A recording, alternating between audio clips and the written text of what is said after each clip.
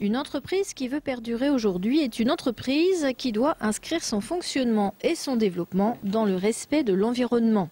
La contrainte environnementale d'hier devient l'objectif de demain.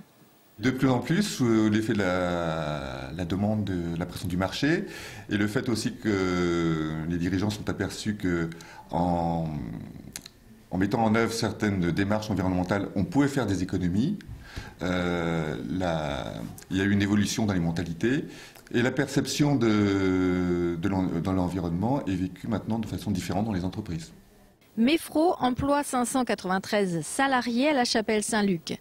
Ce fabricant de roues pour véhicules légers et poids lourds a le souci de la performance énergétique depuis les années 2000. Alors, il n'avait pas tous les moyens technologiques pour optimiser sa maîtrise des énergies. Aujourd'hui, c'est tout un système intelligent de régulation de température, par exemple, qui se met en place dans l'entreprise. La gestion technique centralisée, une petite révolution troyenne qui a coûté 80 000 € à l'entreprise, mais qui va lui faire économiser de 3 à 5% sur les postes énergie.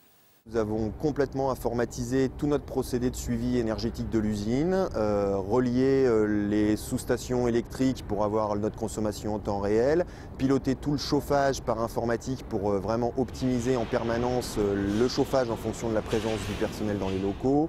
Nous avons également tout l'air comprimé qui est également calé sur la présence ou non de personnel.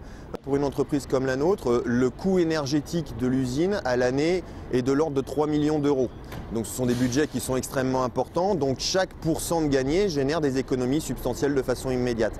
Toutes les actions menées en faveur de l'environnement par les entreprises aujourd'hui sont rendues possibles grâce au bilan carbone qu'elles sont de plus en plus nombreuses à effectuer. Pour TF Création, PME de 6 salariés, fabricant de tissus techniques d'ameublement non-feu, ce bilan carbone est un outil exigeant, facile à mettre en œuvre et très utile. Il a concrètement permis à TF Création de concevoir un autre outil spécifique, le Texajo, un logiciel d'aide à la décision en termes d'éco-conception pour les produits textiles. L'idée, c'est d'avoir un outil qui soit utilisable par chacune des entreprises textiles, sur lequel on pourra schématiser la création d'un produit textile, du champ de coton jusqu'à sa mise sur le marché, avec toutes les étapes, le tricotage, la teinture, etc., etc. De modéliser ça. Et puis après, le jeu va consister pour l'industriel à se dire, si je modifie un élément, si je choisis de teindre de telle manière plutôt que de telle manière, est-ce que j'améliore ou pas l'éco-conception de mon produit, toutes choses égales par ailleurs.